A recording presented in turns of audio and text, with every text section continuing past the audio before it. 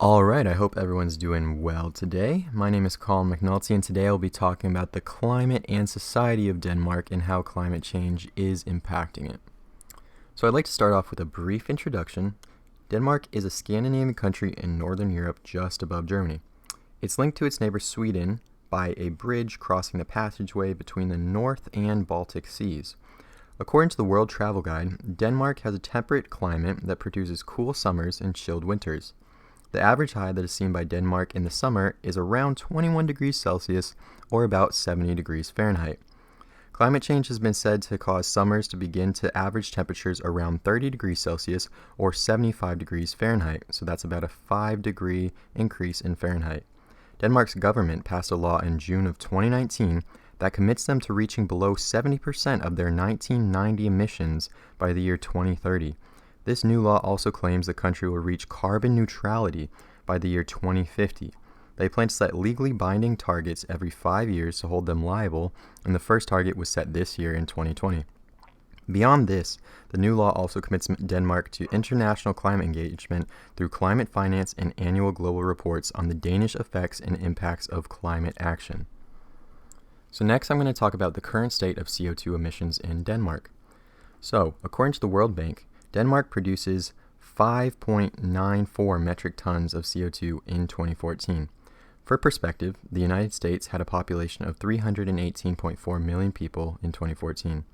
They also produced 16.5 metric tons of CO2 in 2014. Denmark had a population of 5.63 million in 2014 and produced 12 metric tons less of CO2. As reported by the International Energy Agency, out of the nearly 18,000 tons of oil equivalent of energy produced by Denmark in 2018, 8,000 tons of oil equivalent were from fossil fuels. The temperature in Denmark has risen 1.5 degrees Celsius or about 3 degrees Fahrenheit in the past 125 years. That's double the average global temperature increase for the same amount of time. So next we're going to talk about the future impacts of climate change. So, as previously stated, Denmark passed a law last year that is predicting cuts in carbon emissions as great as 70% since 1990 by 2030. Unfortunately, climate change is a global issue, so individual efforts are overshadowed by global mishaps. Unless most countries get their acts together, sea levels and temperatures will continue to rise around the globe. However, with a lower carbon footprint and reduced waste, biodiversity will thrive in Denmark. So I'd also like to take a look at this chart right below us. So the RCP 2.6 means that Denmark is working very hard to get their numbers down based off of this scale, and the RCP 8.5 means they're basically not doing too much. So we're going to look at those numbers and see how they change based on when they work hard and when they don't.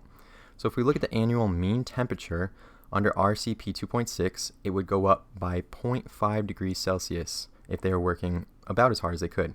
For winter mean temperature, it would go up about 0.7 degrees Celsius. Summer mean temperature would be 0.8 degrees Celsius.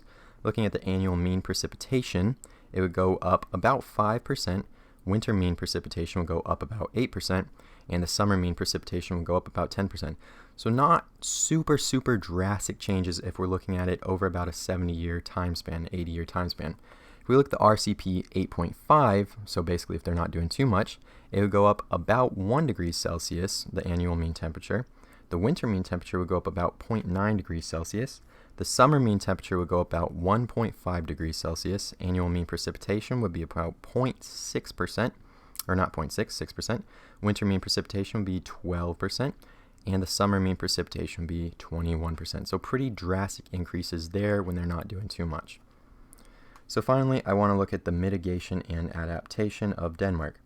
So besides the strict laws and legislation being implemented by the Danish Parliament, a major reduction in Denmark's carbon emissions comes from an interesting energy creation plant created in 2016. Amager Bach, otherwise known as Copenhill, is a waste-to-energy plant in Copenhagen that is also a sports facility. According to Arch Daily, Copenhill was an initiative to not only make factories and waste-burning facilities more attractive, but to also add another aspect of functionality. On top of the waste-to-energy plant, there's an artificial ski slope for anyone to enjoy. On top of that, not literally, but metaphorically, on top of that, there's also a climbing rock wall on site at the facility. But this is not an unusual addition for Denmark. They are trailblazers in environmentalism, according to Denmark's official website. They are known for their holistic approaches to sustainability, which include the use of renewable energy, wastewater management, and the culture they have created by riding bikes.